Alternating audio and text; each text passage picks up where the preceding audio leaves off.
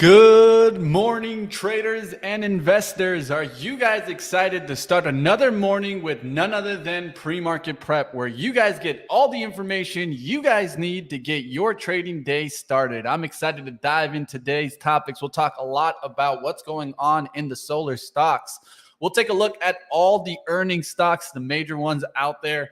We got a lot to talk about, like 8 or 10 earning stocks that we're going to be going through. Also, we'll talk, of course, about JetBlue's agreement with Spirit. We'll talk a little bit about that. Finally, that saga coming to an end. Looks like Frontier, not the winner, but you guys let us know what you guys think. Hit the thumbs on up. We got another great show for you guys. Welcome to PreMarket Prep.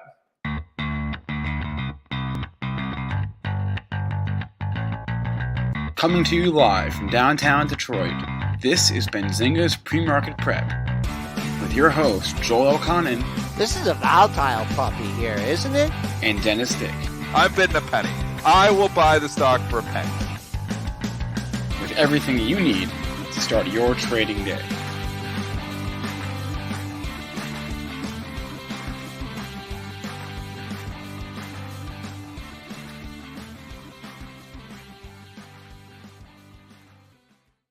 Good morning, traders and investors. Let's get it started. And yes, we don't sleep either. I saw it in the chat. We never sleep. We're always working at it. Let's bring on Joel Elconin, and Dennis will bring him on in just a second. Let's take a look at what happened overnight. There's my man, Dennis. He's ready to go. Let's get right to it. Money never sleeps, Mitch, right? Money never sleeps. All right. Down 12 handles at 40, 12 and a half. That's nothing, right, folks? Absolutely nothing there. Let's clear the close at 24 and a half. We haven't seen that. And how can you look at any downside until we not only take out that pre-market low, but let's get that 4,000. We talked about that being support. Let's see if that holds today. Crude having a big day, up 240 at 99.66. I know there's a pair of highs at 101. Gold has its luster back, up 1980 at 1757.30. Silver's the big winner. That's up 4%, 76 cents in 1936. Bitcoin, sneaky rally yesterday, up 305 at 23,115. And Ethereum futures, they're up 56 bucks at 1647. Well, Triple D, we talk about buying dips and selling rips. If you sold that rip too early yesterday, you got your head ripped off. It's been getting your head ripped off if you're selling the dips, especially because This is turned. Sentiment has been in the gutter. We know that. We talked about coming into this earnings season that the earnings weren't going to be great, but if they started buying stocks on disappointing earnings, that would be the sign that a bottom is in. They took it to a whole nother level. They're not even letting them dip on the earnings on some of these. They're just buying them flat out on the bad earnings. So I don't even know what to say. There's obviously a few stocks that are bucking the trend and getting hit on the bad earnings, but the mega caps have been so far so good. We'll have to see what happens with Meta here today because it is trading down. So we're seeing a little bit of the lack of the buy the dip, I would say, this morning. But yesterday, market just so resilient. Very impressive. Yeah, there wasn't much resistance in there. The rally started, let's see, today's Thursday. Tuesday night, they just couldn't get enough of the spoos despite the Google and Microsoft earnings. And then they bid it up overnight. They didn't let up in the regular session. And then I think with Pump and Powell, I think people are waiting. There's always that 30 or 40 point dip. Like it goes up, it goes down, and it had one little dip. And if you miss that, then boom, it was off 42 and a quarter, or 42.75. That was yesterday's high. That's 30 handles away. That's a nice target. And then the dailies here. What is in here? If we could clear this high and sustain it, we had some big down days back in June. So I had the bike pump out yesterday, Dennis. Pumping Powell. He's back pumping this market up. And here we are, back over 4K. The question is, can we hold? Yeah, and just take it to just stop for a second and put yourself in like in the shoes of a bear or the shoes of a short right now. And you see, you just ask me, Dennis. Well, there you go, Mitch. I mean, you see, we'll throw it to Mitch. You see a Microsoft, miss. Sure, they said some okay stuff on the call. I see a Google miss. You see Shopify miss, and they buy the hell out of it yesterday. And you're like, well, this isn't supposed to happen. I mean, here's stocks that are missing earnings and going up on them. I mean, where's the bear case? So what do you do now? If you're sitting here in the bear camp, is this just a bull trap, or do you start jockeying and saying, okay, every time we dip a little bit, like we're down 10 points here today, I better do some covering? Well, I think, now you got to just start watching, right? I think the Bears are definitely in a kind of wait and see mode. They're here. In a pickle. They're in a pickle. They're handcuffed. They're handcuffed there. Right at another thing that's happening too is that it's holding support on the pullback, right? And I think that's what matters here, is that you're holding up at the higher end of the range versus the lower end of the range. And where are the Bears going to feel the most pressure? At the higher end of the range, right? Because if they do get squeezed above these levels, who's going to be wanting to be short? And then what's going to happen is there's going to be a bunch of covering, right? And so now it's time to watch to see how, of course, the bigger reports tonight are going to continue us up. And if we can get out of this range with those reports, because we stay in the range, there's still the downside outlook that could happen. But I think we need to get out above the range. I would say to 405 and above, that would definitely change the game.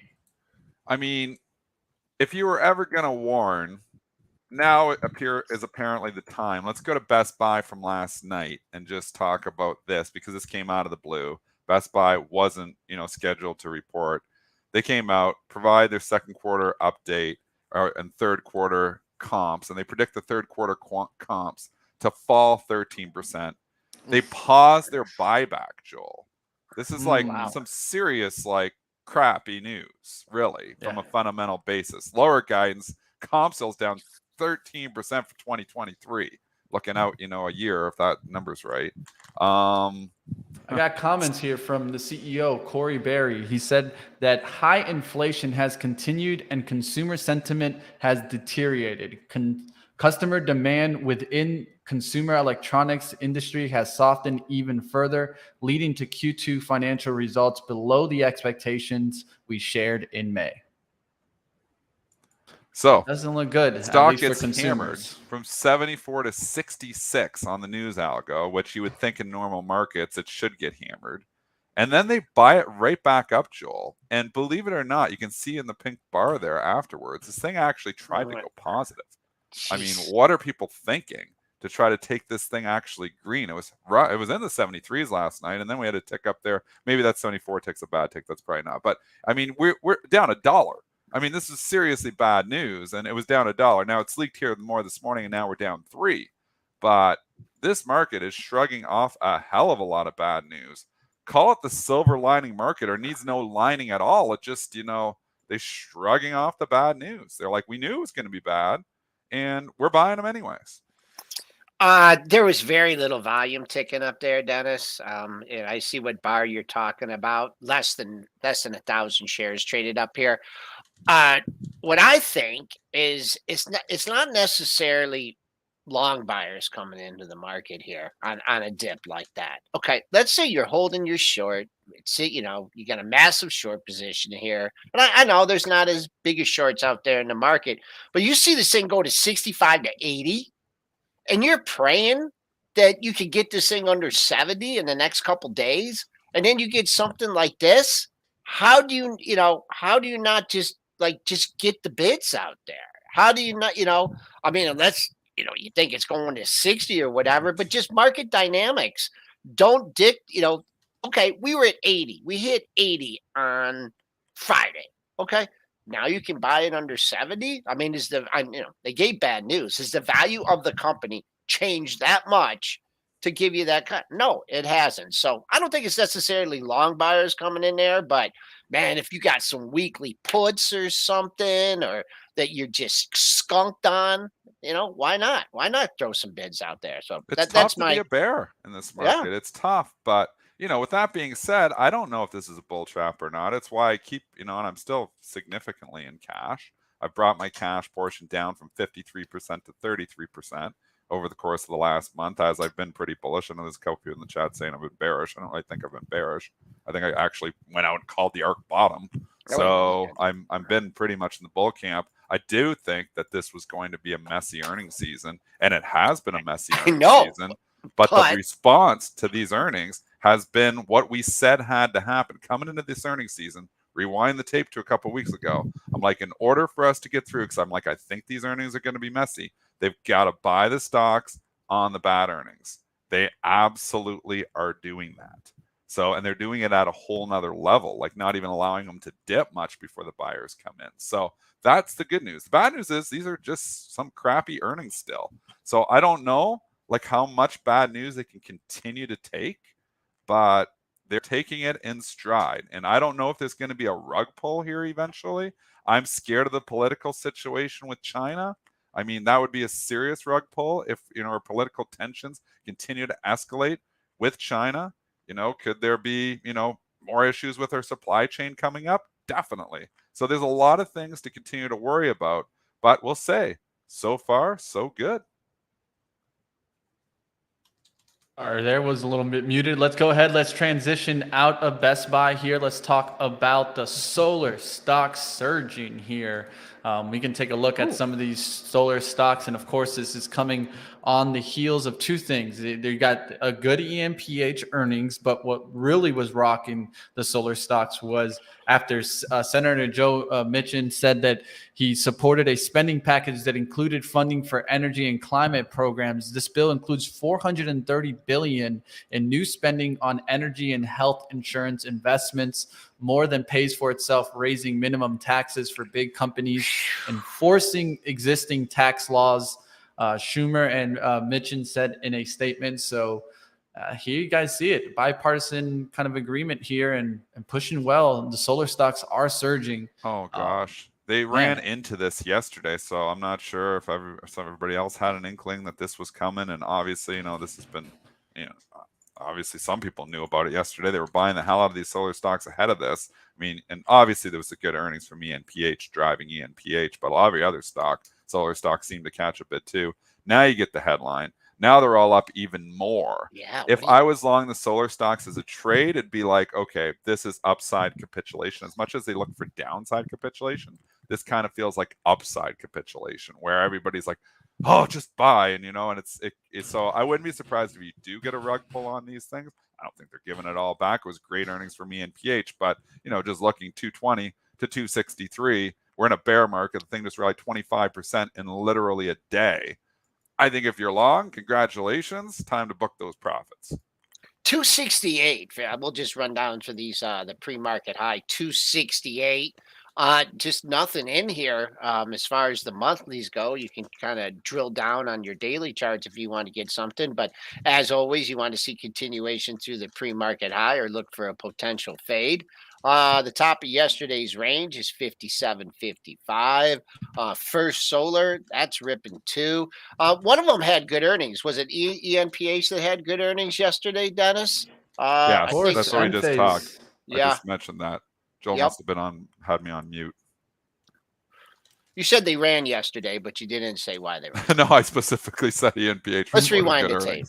Money Mitch said it to start off. No worries. I just talk so much that Joel becomes numb to my talking. I think that's the problem. He's like, when's he going to stop here, All right. First Solar. You have a daily high at 86.31, and you have it. This is bid near the high of the pre-market session. So there's your target for that 86.31, and for TAN. Wow, this is over 80. Holy macro. Nothing in there in TAN. But if you're buying these off the open, and you get that move up off the open and it just looks great, just kind of lean on that open too, that if it, goes $2-3 above it and then comes back down to the open, then might be time to hit the trail. Yeah, it's just, and again, you can, TAN's breaking out through that 80, so you'd think that would become old support or old resistance becomes new support. I just be careful, just flat out chasing, because these are big moves. I mean, the name of the game is buy the dip, not buy the rip. and buy the rip has failed multiple times in 2022. It does feel like we've turned a bit. Maybe you're going to get a continued rally, but I'm going to bank with what really has been working, and that's more buy the dip as opposed to buy the rip. A good question from Duncan Dave. He's saying, do the EVs move with this? They're quiet this morning. You would think that they move, but obviously, and obviously this is more maybe towards solar. Tesla has turned green, so Tesla is trading higher, and Rivian did cut some work, so maybe there's some individual news holding that down. But Rivian, Lucid is not moving; it's trading down here. I'm just looking at the majors. Fisker's trading down. It seems like the EVs are quiet on this morning. You do see a few. I saw ChargePoint trading higher here by $1, so some of the charging stations getting a lift. You'd think it'd lift the whole EV sector. But for some reason, they're not lifting as much as some of the solar stocks. Yeah, think of things behind the thing, not the actual thing that uses it. And so that's what I would be looking for. Won the state yesterday. I got to give you a shout out, Dennis. SEDG. Nice play with the end phase. If you're looking for relationships to play, that was a definite good call. If you're watching that with end phase running side by side, pretty good day yesterday. You could have been jumping on that one. Big, Joel. The solar's up big this morning. Look at SunPower. Look at SunPower this morning. I mentioned that one yesterday with JKS. Those were the two that I was watching for the upside. Look at that pre-market chart. That's a big one. Whoa. Wow. Yeah. All 20. 20. Show me 20, baby. What can you do at 20? Pair of highs in mid-June at 20. It's only 80 cents away. Let's see if wow, that would be up. That'd be up, 16, 17% on that. Yeah, the laggards, we looked at the tan and we're like, why is that thing, lagging? We should quit asking why it was lagging and start lifting offers in that one. That thing woke up big time yesterday and following through today. Yeah, look where it opened even. It only opened flat. Yeah, not even hardly up at all. It gapped up $1. But I mean, that was a gift. Because all those solar stocks on ENPH were already trading significantly higher. And ENPH, I believe, is SEDG are the top two components. And then it just ran another $2 after the open. And then it hasn't stopped running. So you're up $8 in it now. So again, if you're coming in now, you're a day late to the party. You're showing up to the party, and the party's almost, not necessarily over. But it's in the, we're in the 7th, 8th inning of this short little run here, it looks like. That's a huge move. So, Tanner's went up 10% in a day. So yesterday morning, that was the time. Today, I'll be like, ring the register, 10% in a day. Take it.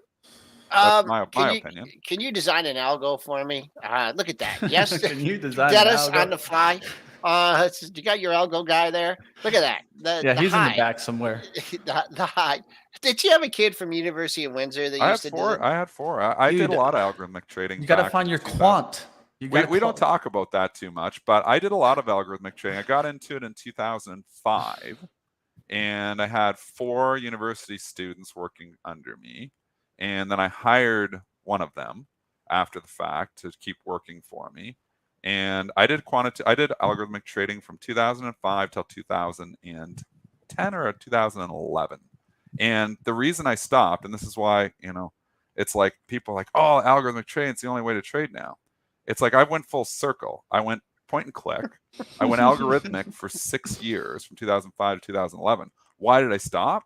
Because I couldn't compete with Citadel. I couldn't compete with the big guns. They were just too, and then they were buying order flow. You get into a speed race. It's a difficult environment to compete in.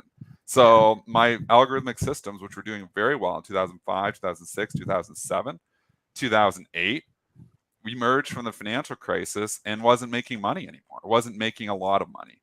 So I went back to point and click, finding the holes in other algorithmic systems. And exploiting those holes, because the algos are always a step behind to a certain extent. What they do very efficiently. But when they're in the development stage, they're always a step behind because they're back testing, they're doing stuff. And what I say is, you find a new relationship, you can exploit that for a long time without algorithmic intervention. A long time might be a few weeks only, but there's alpha to extract from even the holes in other people's algorithmic trading. And now you have so many people that honestly don't know what they're doing. You get these mathematicians come in and just put in algorithmic trading in there, and they don't know much about the markets. So you have a lot of inefficient algos out there now, where that's to our edge. I mean, if you're an efficiency trader like I am, you can find a lot of holes in it. So there's always that question, why are you not fully algorithmic? Well, I did a lot of algorithmic trading. I had a second account that was fully algorithmic. So I know a little bit about this when I start talking about this, oh, who are you, point and click trader? I was into it 2005, 2006, 2007, 2008. Spent a lot of money developing, envelope systems, market making type systems, systems that took advantage of little inefficiencies. And again, I just got too competitive, so backed off of it. And you ever dusted them off? You ever dusted them off? No, because it's just too competitive. Some of them were just literally arbitrage systems where you can't beat. You're never going to beat Citadel and Virtue now on any type of, and they have the big edge through retail flow. So I'm like, speed is taken out of the equation for some of these companies because they go and they buy the flow from Robinhood. So the flow is going straight into their system. So they got like first dibs. So I'm like, it's not even a matter of, can I get that opposite side of that order? I don't even have an opportunity to do it. And then they exhaust the toxic flow to the market. We're getting real market structure here. And you're left on as a market maker on the exchange, just trading against informed traders. Well, if everybody else has just as much information or more than me, I'm going to lose. So we're not talking about we're talking about information like quoting information, stuff that's public information. So, I mean, that's a little story on my history of algorithmic trading. It's difficult. It's a difficult, competitive environment. And also the co-location, with the servers, that doesn't even matter anymore, Joel, because when this is what people don't understand. Like when you have a relationship directly with, like a Robinhood, their flow comes directly into your system. So it's not like, we got to get to those orders faster. Their flow is coming directly into your market making system. So your system then decides, do we want to take the opposite side of this order, trade against the Robinhood customer, or is this a Robinhood customer informed and we want to just send his flow to the public market? So they have first dibs. They're literally cherry pick the uninformed flow. I mean, this is the market environment. They wanted free commissions. They got free commissions. This is, what you get what you pay for, they say. You do. You get what you pay for. Let's go ahead. Let's take a quick look. Mitch, we got to get out of here. Wait a second. I wanted to go back to my original point here when I tried to ask you if you wanted to design an algo. You got a gap fill on this one, right? 72.63, guys. Look at the data window here. 72.63, open 74.27. Some weak person came in here and knocked it down. Yesterday's high, 73.65. You could have gotten filled in an order there at 70 right there, right? You could have gotten filled. So, gap higher, algo, by the top of, if you get it, you get it. If you don't, you don't. But that would have been a heatless trade. So that led to a really good tangent, though, Dennis. Those are the best trades, the heatless trades. Yeah, there's so much inefficiency at the open. We've talked about this in previous, webinars where we've talked about trading the open. You can get those at PreMarketPrep.com. Where we talked about different strategies around the open. There's so much inefficiency around the open because it's like the one-time event. So you could see where a stock is trading pre-market, it's trading here, and all of a sudden just a big institution wants to sell, it opens here. And a lot of times it wants to naturally pull into where it was trading pre-market. So, there's all kinds of different opportunities, and to your point, the TAN opening too low yesterday for even where the ENPH and the SEDG were trading. So, I've done ETF arbitrage and I still do that. And you can do that, algorithmically as well. And there is some opportunities at the open from an algorithmic perspective. But the point and click trader is alive and well. And if somebody tells you you can't make money being a point and click trader, I'll point to a lot of traders in Bright Trading. I'll point to a lot of traders at other firms that do very well still point and click. So you've got traders, they got to put in their time. I mean, don't expect to just, I'm going to open my Robinhood account and I'll be making money like right away. I mean, it takes time, and Robinhood's difficult. Like I've always pushed people more to IB. Yeah, I always push people more to interactive brokers. It's a good starting point, like Robinhood. But once you've got to be able to like control your routing to a certain extent. You've got to be able to have the tools. Like I get the imbalances. IB is as close to a prop trading firm really as it is. I mean, it got all the similar tools. They've evolved, to give you all those tools. So I'll tell you what, and that's guys, where I trade now is IB.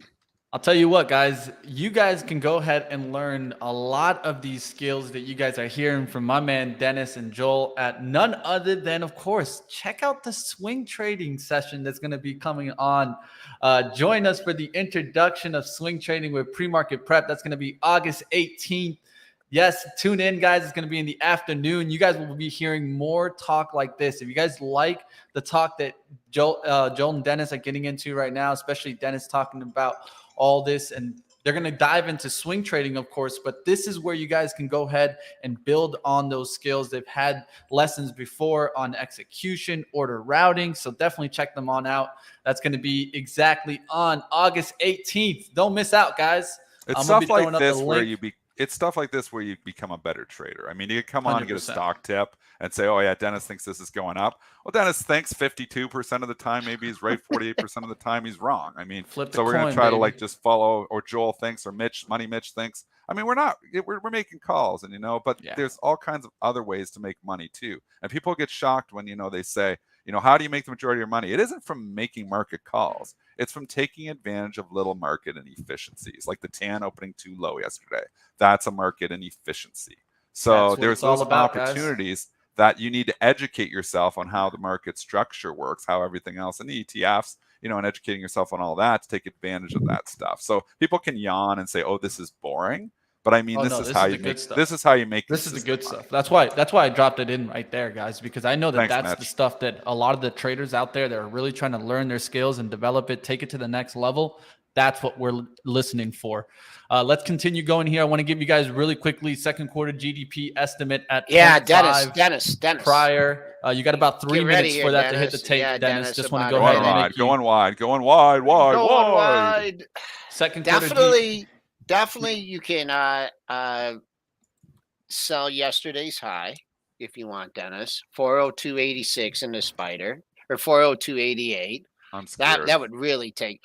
Mitch was talking about some wild numbers that the guy he talked to yesterday was looking for. Sam Stovall, the chief investment research at CFRNA, he gave me a 1% outlook. Remember, the estimate is 0.5. This is the first person that I've heard mentioned higher up. A lot of people are giving me readings, and I talked to Sean Cruz from TD Ameritrade, and he told me he was going under. So under that 0.5. So some people, are looking at a higher, hotter number coming in lower than expected. Of course, 0.5 is the expectation. Prior reading was negative 1.6. So if you see past that, I mean, the floods will open up there. Of course, GDP is lagging. Of course, that's what I think is another statement to kind of focus on. A lot of the media will focus on GDP today, but we should also focus on the initial jobless claims. The estimate is 253,000 versus the prior of 251,000. Something definitely to keep watch is how the job strength continues. Do we start seeing weakening in the job markets? No algo jumpers here. 10 seconds ahead of the number. No, not like we had 50 seconds ahead of the number. Am I wrong? Is my clock fast? Okay. I shouldn't be wrong. I hope mine's not, because mine's on. No, mine's bad. I keep readjusting this, so I must be off by a minute. Okay. We got 33 seconds here. We'll see what happens. Imminent GDP data imminent. Keep an eye on the close. 24.50. The heart starts racing. Oh, you're feeling the vibes right now. Crickets, man. No one wants to make a move. Hey, let's see how wide the SPY goes before it. Wide. I cancel my orders. That's an important thing too. That's an important thing too. What Dennis just noticed there. I'll let Dennis focus on the number here. Picked off. But you see how it's going to get wider. Why does it get wider there? It's an important thing to notice. It makes it difficult for you to trade as the number hits there. Look at us going wide there. 40, 50 cents 420. Wide. Yeah, now we're by 399.80. It's Look it's wider now. They like it, I think. It just went super wide there. It's almost about like 75 cents. They don't know what they want to do, Joel. They're a little fake out there. Yeah, that was that wideness. If you bought the offer and took the offer there, it's bad. Ooh. They don't know what they want. All right, here's jobless claims and GDP 0.9 negative. It was expected at 0.5 negative 0.9 here. Definitely further than the expectations and in the negative. Looks like you're going to hear talks of recession with this mention. So here's the GDP, and I also Landing saw not initial. so soft. There it is. I put it on the chart there for you. Also, jobless claims coming in at 1.359 million versus 1.38. That's continuous jobless claims. I'm looking for the initial number now. We should get that soon coming in here. And that was I don't know what to just do. like We're right back Just where we were. chopping it around, We're right Joel. back where we were. And again, this is a light number. They can talk about recession, but the market's already accepted the fact that we're in a recession, I think, or going into a recession. I think the market has accepted it. So I think this GDP number, which is why I stayed with you, I think this GDP number is, not going to be a non-event. We're going to chop around a lot on it, but it's not as important as the inflation data coming in right now. No, all right. yeah, just real quick. A lot of times you get a breach of like the pre-market high or low. That hasn't happened yet. They tried to pop it. You had some early algo jumpers. They took it up to 40.18, but looks like they're gunning for the low here. That pre-market low is 4,004. Should we do Facebook before we bring our guest on? We have not done one earnings report here. Is that true? What have we been talking about for a half an hour? We've been talking. Let's just say I've been trying to reel us in, but the chat. Some of them like us, some of us don't right now. Some of them are already like, I don't like this market structure talk. But we got 1,900 people still watching. So let's go. Let's get into the meta right quick. Let's talk about that. I'm going to keep them scrolling. I'll leave the GDP number there because I know some people are still trying to measure in what's going on with the overall market. But let's talk about Meta's earnings here. Q2 EPS missing here at $2.46. Estimate was $2.61. Sales at $28.82 billion, missing the $28.97 billion estimate. Daily active users were at 1.97 billion versus the 1.96 billion expected. Monthly active users were at 2.93 versus 2.94 billion expected. And then you look into the average revenue, right close to that too, 9.82 versus 9.83 expected. A lot of numbers. Yeah. Stock was a chop fast, hammer it. Then they brought it back to almost scratch, and then they brought it all the way back down again. And support is support until it's broken, Joel. The wall of support forming down here on Meta from 155 to 159 has been incredible. We bounced off of that area again this morning. I don't know. I guess support is support until it's broken. Yeah, I'll let you go with the support on that. And I'm just looking at this digestion period now after, everyone 1.7 million shares have traded. That's a lot of stock. Someone has an opinion here at 163.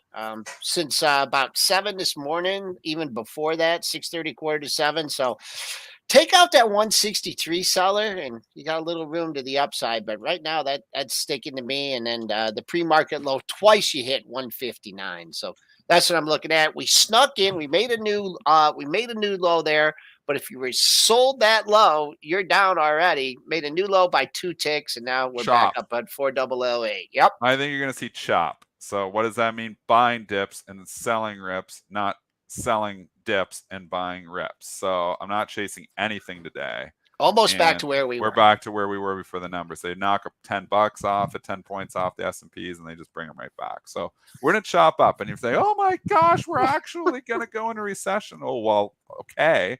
We know that already. I mean, you can't jack rates this fast and not have some type of repercussions. Again, the market. I don't know. They're still talking soft landings, right? Yeah, this landing isn't going to be soft, but I don't know if it matters to the market at this point in time. You can have, and this is why I always say there's a big difference between being a successful stock trader, and you can't combine it with, being a successful economist. Economists make crappy stock traders because they're like, well, I got to sell short everything here because we're going into recession. Well, it kind of already happened.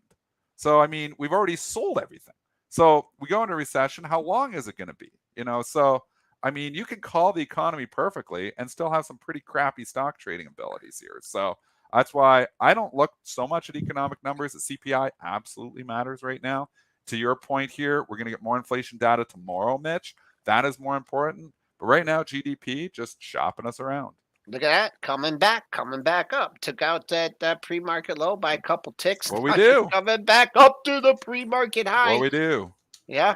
Yep. All right, let's continue going. Let's maybe sneak one last in here. Sure. QCOM. All right, let's go ahead. QCOM here. EPS coming in. We got a beat and a beat. What? I said it, right? Qualcomm Q3 EPS at $2.96, beating the $2.87 estimate. Q3 sales beat here at $10.93 billion, beating the $10.87 billion estimate. Qualcomm sees Q4 sales at $11.118 billion on the high end, and the estimate is at $11.87 billion.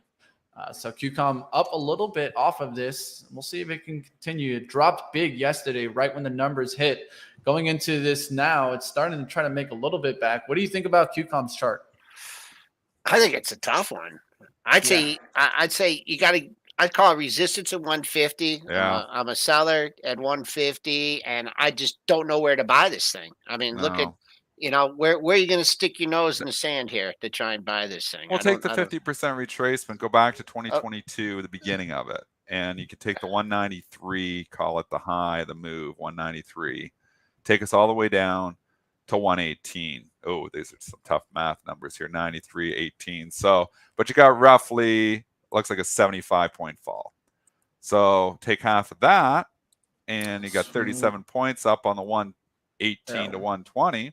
So it gets you into this whole 155, 156 area. We're stalling out right again. Right where we should. That Fibonacci guy, he knows stuff. Yeah. What? I just did that math in my head, but you had the tool the whole time. You made me do that math all in my head, and you had the tool the whole damn time just like that. So I guess I'm still old school. I write everything down, do the long division. And here you got the tools. You don't need a calculator. Yeah. And then you got people in the chat that just constantly complain, about the technicals on this show. I don't even know why they're here. Look, you did a great job with that one, Joe. Yeah, that's I don't even know why they listen to the show. 50% failed at the 50%. I am long Qualcomm, full disclosure. I bought that way back when Sean Udall recommended this. Oh, that a long time ago. That was a long stock that I bought during the COVID crisis. I've sold half of it, and I've kept the other half. And I don't know. I think I'm just holding on to the other half. The golden ratio, 61.8, falls at 145, just to give you that outlook also there.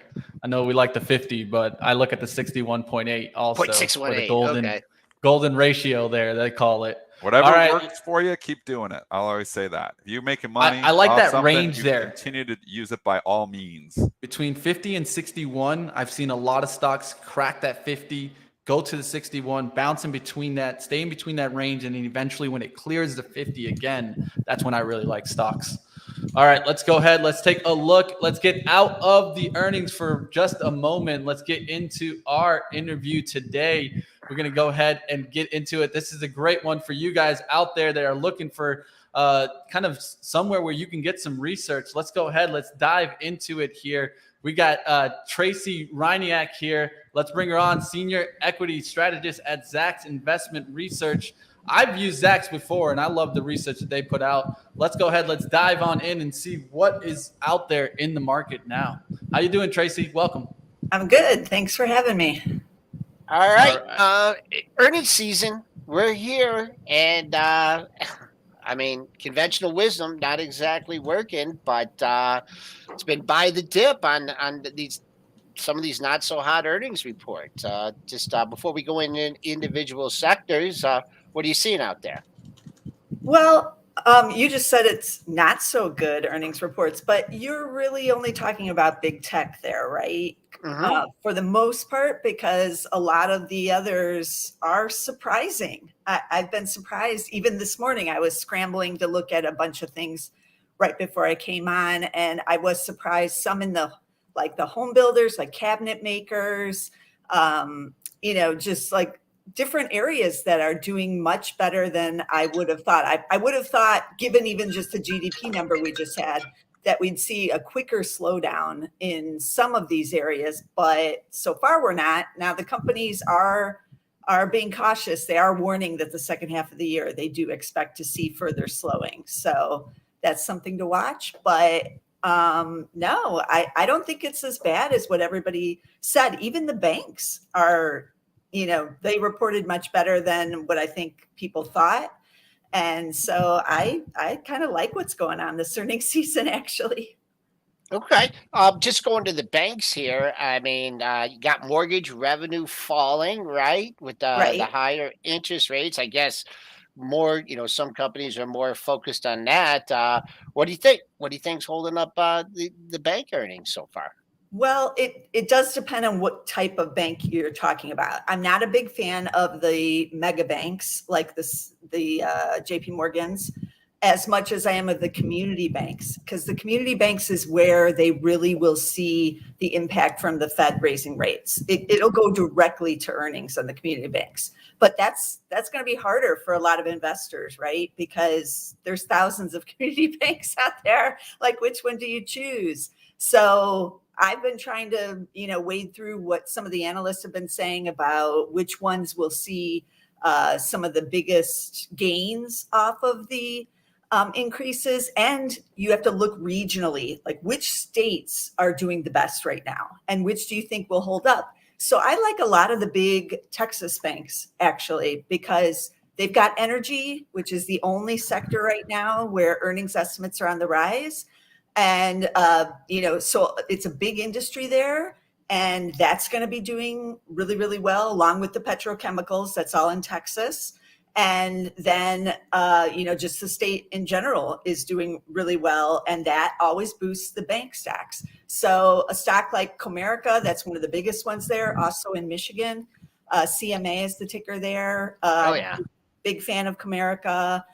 There's other smaller banks like First Financial, FFIN, that's also in Texas. There's several others that are big in Texas, but look regionally if you're trying to, think about investing in some of these banks here, because it is a regional story. So I'm going where it's the hottest and where, again, I can get some of that energy impact, and Texas is the place. All right, I'm going to dive on in here now. One of the areas that I'm watching, of course, is the energy earnings, right? What's going to come out of this? One that hit today, Velo Energy, beating EPS here by almost $2 there. Yeah, so what do you expect here from energy earnings? Well, I took a look at that one because I was curious to see what they were going to do. So Valero is a refiner.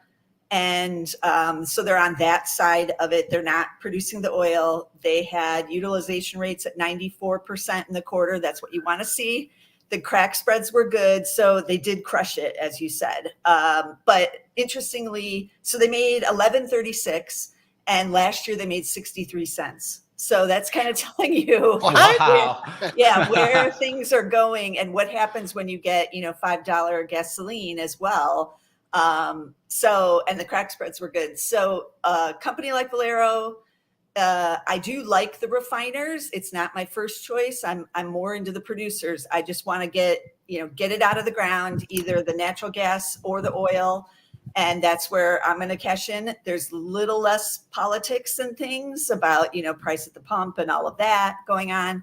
But the whole energy complex right now is hot, even on the services side, like a Halliburton, those types of companies, Schlumberger.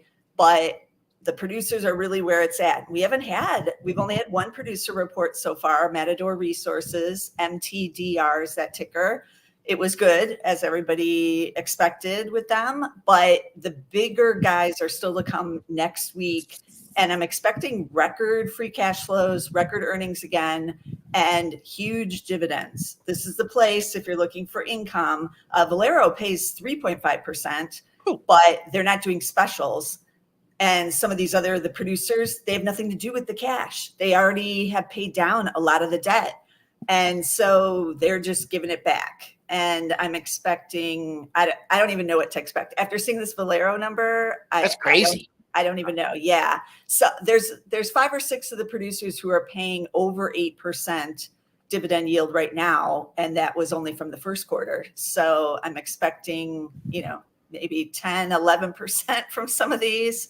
And yeah, it's a good time to be energy. And if it wasn't for energy, the quarter maybe wouldn't look quite as good on the earnings side, because it is because of energy that we're expecting positive earnings growth for this quarter, because it's so massive. Just about the stock action though, and I'm somewhat concerned, and I mean the earnings have been so impressive from a lot of these energy companies here. Yeah. I'm just scared, like, are we in this environment where this is as good as it gets? Because for some reason the market has just hammered a lot of these energy stocks. And this is like one of the best buying opportunities in a long time, or we're in an environment where they're not going to be able to make this kind of money a year from now.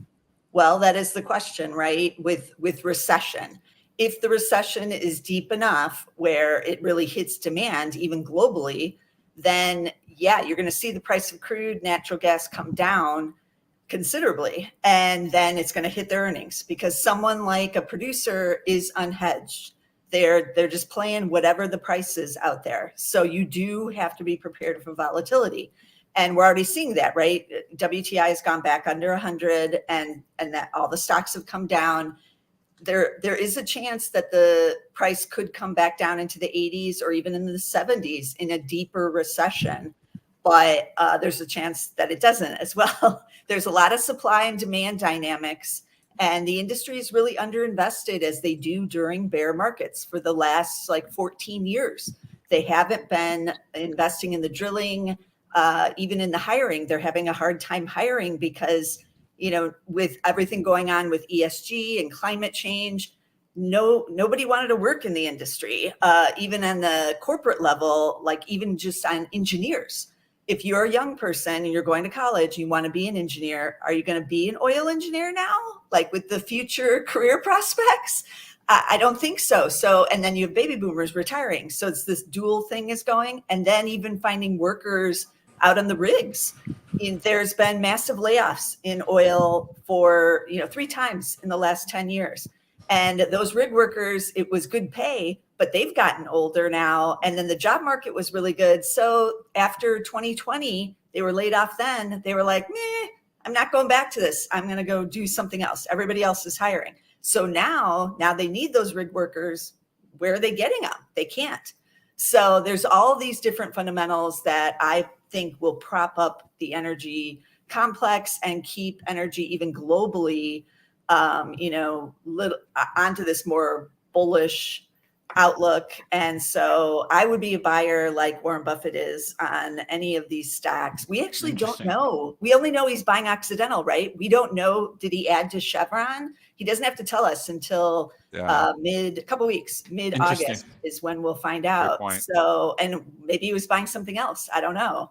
But yeah, he sees what a lot of us see, that it's cheap. It has pulled back. This is another buying opportunity in these names. And you get, for now, you're getting the big dividend. But yes, it's variable. It can change every quarter. All right. So, Tracey, how do you see here the consumer's health related to stocks? I was expecting it to be kind of gloomy given consumer sentiment is at those lows and, the rising rates. I've been listening in on some of the home builder earnings reports this week, and it's not that bad. People were expecting doom, but really the consumer is holding up pretty well. Now, it does depend on what your own personal situation is, obviously, and the luxury side is holding up for now, for the most part, other than RH, but everybody else, they're going to LVMH, they're booking their Belmond vacations in Majorca, they're like doing all these other things, they're renting the private jets and the yachts. But when you get a little bit lower down the totem pole, the consumer is getting more cautious, as we heard from Walmart, but they're not pulling back as much as I thought.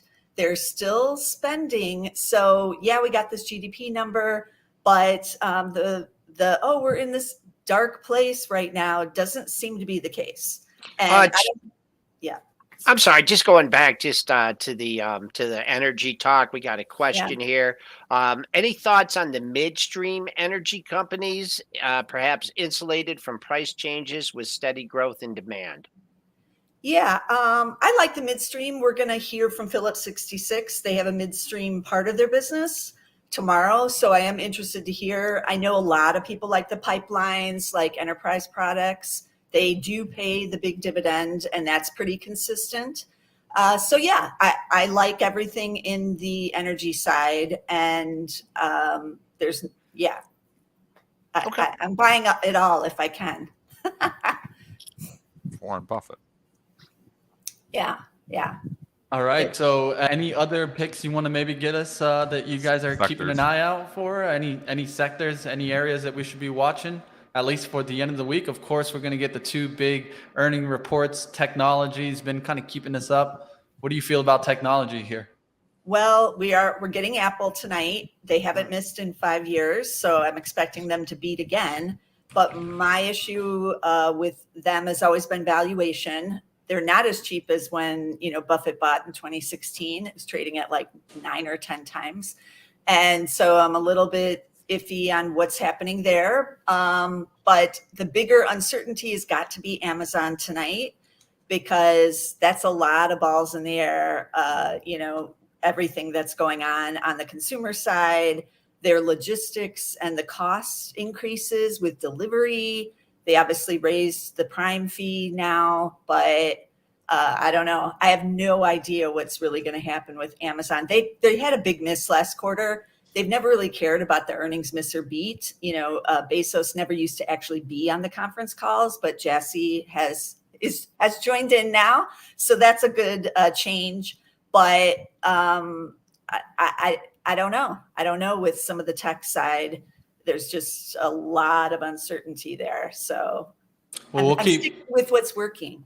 Definitely. That's always a good thing. Let's go ahead, wrap up here. Tracey Ryniec, Senior Equity Strategist, Zacks Investment Research. If you haven't checked out Zacks Investment Research before, maybe you're new to the show, go ahead and check it on out. It's one of the best out there. Appreciate you coming on, Tracey. Thanks a lot. All right, let's go ahead. Let's get into maybe a couple more earnings stocks before we get on out of here. Yeah, we got just a real, about. we're just ripping. We're ripping, man. We did. We're ripping now. Market. It's buy the dip is hot again. They can't shake it, man. No matter what. They can't shake it. They knock them down. This officially, and they say this raises recession fear. I thought when you get 2 consecutive quarters of GDP decline, that's supposed to be a recession. But now they're saying, no, this is just, a potential recession. I don't know. Okay, so I'm not an economist. Let's make this clear. So technical recession and what recession really comes from, it comes from a collection of things. It's not just one thing. And so it's kind of, there's multiple things that you got to add there. Of course, you also saw the White House, that a lot of people are saying the White House changed the definition of recession. Really, it comes from a school of economists that kind of take a look at all the factors and then weigh in if we're in a recession or not. It's something to keep on watch, but technically, yes, negative is not something that you want to see. But is that really a concern? To me. Because we're looking forward, right? And I think, like Dennis says, did the market already price in recession? Yeah. Is that already a foregone conclusion? That's what I would be asking. It's okay, so we're in a recession. Okay, we're still fine with it. The recession's actually, they feel like we hit peak inflation, and they're looking past it now. So, the buy the dip mentality in this market is very impressive.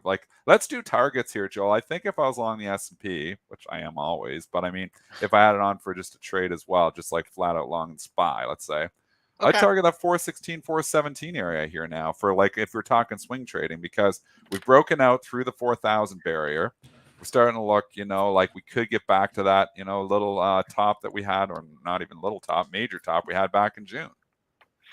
Well, first of all, we were talking about this with Raghi yesterday. So if we're going into a recession already, what does that mean? That we're going to start having lower interest rates, and that they're going to stop they're going to reverse that's the the policy? Normal thing you do when you get in a recession, but we can't do that because we have high inflation. I don't know what. I've been saying the whole decline. I'm like, my eyeball test doesn't tell me we're in a recession or a deep recession yet, right? We're not in a deep recession, that's for sure. Are we in the start of a recession? I think we are. I would argue all day that we're in the start of a recession here. We've seen the 2 quarterly declines, but it doesn't matter. We're not economists. It doesn't matter if we're in a recession or not in a recession, or if we're in an expansion. It doesn't matter. What matters is what is the flow. What price matters and what's the flow feel like. It feels like it turned 2 weeks ago. It felt like that. That's why we've been talking that's why I went from 53% cash in my long-term account to 33% cash. Should I went all in? Obviously, that would have been the call for the last 2 weeks. I'd be making a lot more money if I was all in, but I'm still not confident to go all in. I never go all in the long-term investment account. I always want to keep some dry powder. Yeah. But with that being said, I mean, this market has turned. This market has, looked a lot better. It's, the Walmart issue looked like it was going to be 2 days ago, going to signal that, oh my goodness, this earnings season is going to be really ugly. And then we follow it up with some ugly reports, but they buy them anyways, and they rebuy Walmart. I mean, go back to Walmart. Walmart warrants, it's got 2/3 or half the losses back yesterday. So they're starting to come back in. So tough to be a bear. Tough to be a bear. And it really is. Right. And just going back to your, Mitch and I were talking, looking for there's nothing in here. There's nothing in here till 417. That's a long ways away. Yeah. Definitely a long ways away. And I talked about this in there? What's in there? I talked about this in the pre-show that last time we hung out there about 7 bars, and then is when we started clicking back down. So we've had about 5 here. Can we end the week up here? That's what I'm going to be watching for. Ending the week up here will be a good look, especially on the weekly candles. So we're going to keep watch to see if that can happen. Let me see if I can get 1 or 2 more earnings in here. Just before you go, I want one more thing. Joel, for fun, go use your fib tool, bring up the SPY, and take it from the all-time high, which we hit back in January, which I believe is around 480, 479.98 is what I'm getting. Take us down to the low of the move, which we just hit recently in June 30th, 362. What's the retracement? Joel's kind of got it there. 4,200. 4,200, which coincides. So that's about, 420. 190 handles higher than here. So we're not back up there, but if you were long and you're catching it, that's probably, that kind of coincides with 417, 418 area we're talking about. So, you get back up there another 150 points higher, that's maybe the target here. But, anything can happen. It could all change tonight. Apple, Amazon, maybe they pull the rug out and maybe they're like, okay, we're not buying this dip. Things can change quickly. It's been a nice run for the bulls. I still think it's prudent maybe to take some profits, but if you're all in here, that would be my target. Mitch, sorry, bringing it back to you. No, you're good. I have no problem with those targets. I think at the end of the day, we know how correlations has been driving the stocks, so it's probably more important to really focus on the overall market. Apple, Amazon matter big time tonight. Yeah, we'll watch that tonight. And of course, tomorrow we'll also get PCE. That's something to keep on watch. Honeywell chart. I was looking at that earlier in the week. Doesn't look bad now, especially after their earnings here, coming in with a beat and a beat. EPS at $2.10, beating the $2.03 estimate. Sales at $8.95 billion, beating the $8.69 billion. How do you see that chart now? Big time congestion going to get up here in the 190 area. So it's been nice little sled, coming up here this morning. I didn't see what it did in the pre-market here. Joel, grab that now. I just grabbed it. Yeah, 188. We're right there at the pre-market highs. 190 is a likely, area where this is going to start to stall out, but it's been a big move already. 167 to 190. Now it gets tougher because you start to get thick in here between 190 and 200. So I don't know if I'm coming in here and buying Honeywell this morning.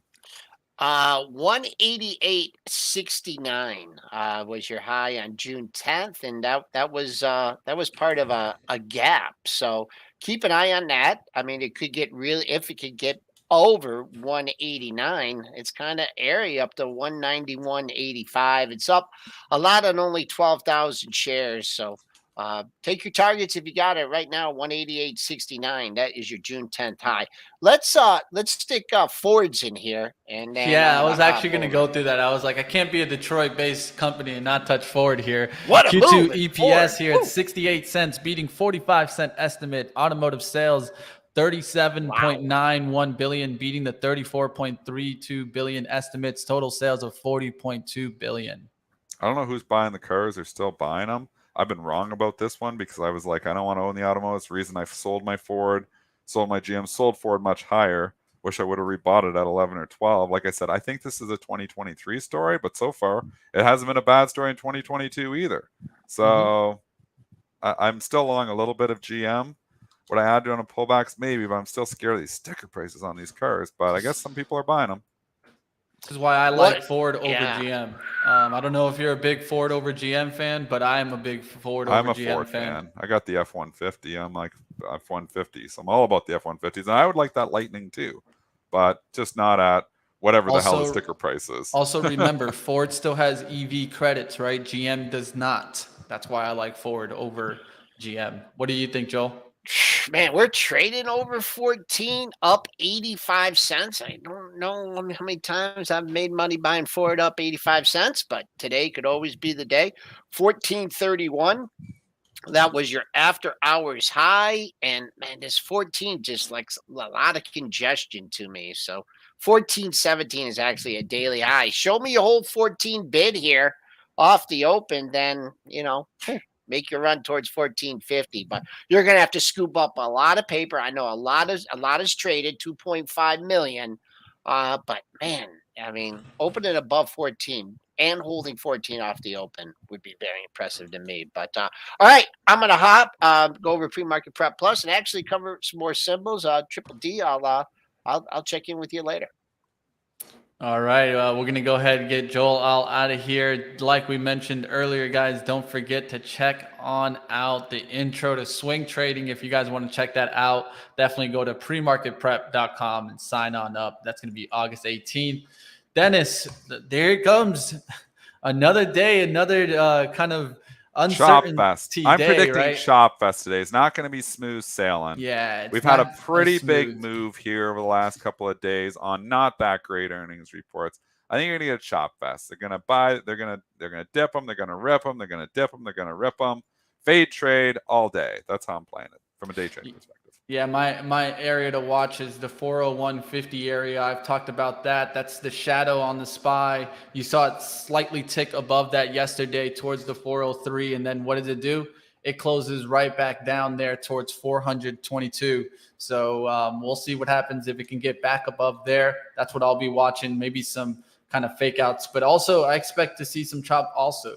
Everyone's going to be waiting to see what happens with those earning reports tonight. So could see some lower volume, maybe some intraday trading, but we'll see what happens there. Dennis, I'll let you get on out of here. Everything could change tonight. So yeah, this is everything. This is the big night. This is the night of earnings with Apple, Amazon, Intel, and then you get into, Yeah, I think it's like, names, I heard it's like 20% of the SPY is reporting tonight or something like that. Yeah, it's some crazy number there. This is the night. So this definitely is the night. Keep it on watch, guys. There's a lot to talk about. I'm going to go through some more earning reports on live trading. So if you guys want to come through and check out some of the other reports, you guys can come on over to live trading. I'll let Dennis get on out of here. Have a good one, Dennis. See you, Mitch. Great job today. All right, we're going to wrap on up, guys. And of course, hit the like if you guys enjoyed today's show. That's one thing that we need to be working on more. I feel like there's too many people that watch pre-market prep and don't give us the opinion. Your feedback is valued, and that's what the important part here. Whether you like or dislike it, it goes ahead and lets us know that we're doing a good job and what improvements we can make. You guys can hit the comments below for that, and we'll definitely try to keep going and making pre-market prep better. We'll see you next time right here on the best morning show to get your morning started. And of course, we'll see how the trading day goes. Pre-market prep up next. You guys got live trading with Lord, Ryan, Zunaid, and I. Let's see what we can do today. See if we can make some money.